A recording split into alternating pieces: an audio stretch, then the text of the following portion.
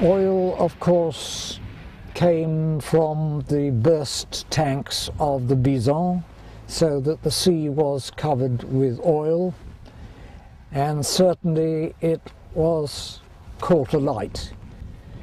And the French sailors were swimming through the flames, and we picked them up, and they were in a terrible state when we picked them up and brought them on board, and many of them they went underneath. They couldn't stand the sight of seeing their comrades in their state. And I definitely remember us firing at the wreck, because of course it's a rule of the sea that you can't leave a wreck floating on the surface of the water, because it's a danger to other shipping, and therefore it's got to be sunk whether there are men on board it or not. And I distinctly remember these men who had not jumped into the water clustered on the stern of the ship, which by this time of course was tilting down like this.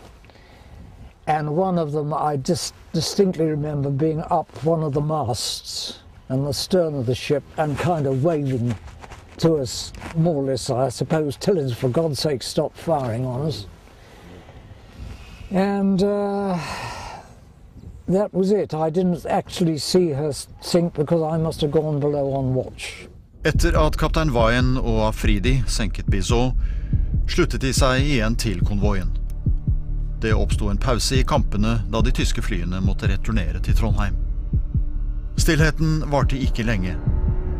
Arthur Menken kommenterte det som fulgte på denne måten. As a war correspondent, I covered Spain. I filmed the bombings of Shanghai and Nanking. I saw large parts of Helsinki and Veil.pris blown out of existence. But nothing I have seen, in Spain, in China, or in Finland, had 1/10 the shattering effect of that trip back from Norway.